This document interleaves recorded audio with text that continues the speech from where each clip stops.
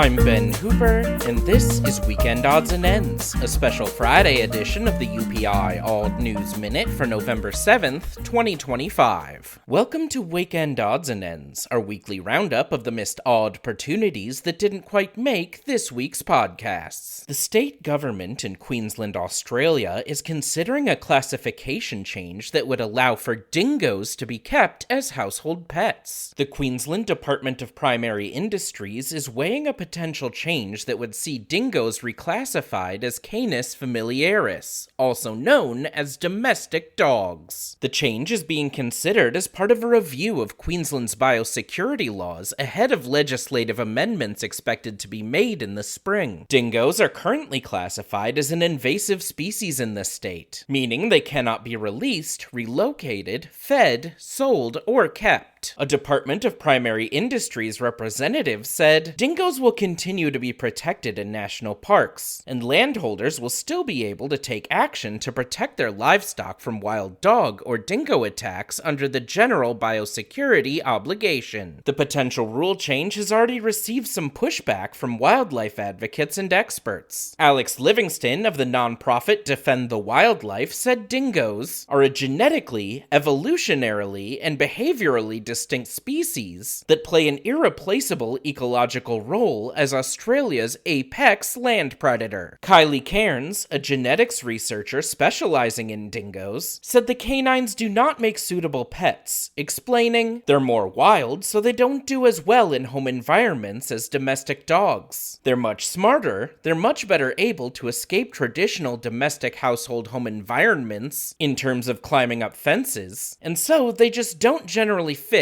into most domestic settings as easily." Dingoes are currently legal to keep as pets in New South Wales and Western Australia, but rescue groups said many of the animals end up being abandoned or surrendered by their owners. Speaking of sneaky species, a powerful windstorm in Pennsylvania caused damage to a wildlife sanctuary and allowed 3 African servals to escape. The Cricket Wildlife Center in Albertus said on social media that a windstorm Wednesday night caused damage to multiple enclosures. The African serval enclosure was the worst hit, with a tree falling on a fence and allowing 3 cats to escape. The center said the servals are older animals, and keepers fear they will not be able to take care of themselves while on the loose. Officials wrote, "They are not a danger to your kids or pets, so please do not harm them." Moving on from wandering wildlife to spectacular spectacles in the skies, a bright spiral-shaped light was caught on camera in the night sky across New England and sparked speculation online, but was most likely tied to a rocket launch. Witnesses said the light appeared in the night sky over Maine, Massachusetts, New Hampshire, and Rhode Island on Tuesday night, and was visible for only a short time before disappearing. Experts determined the light was likely tied to the launch of the Ariane 6 rocket in French Guiana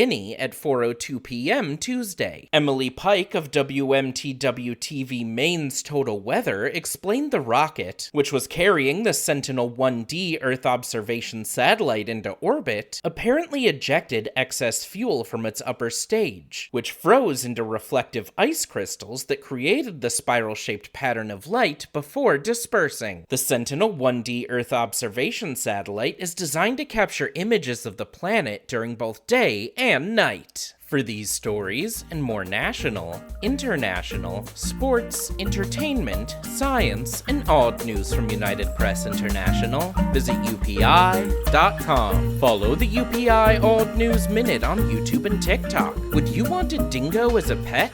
Tell us why or why not in the comments.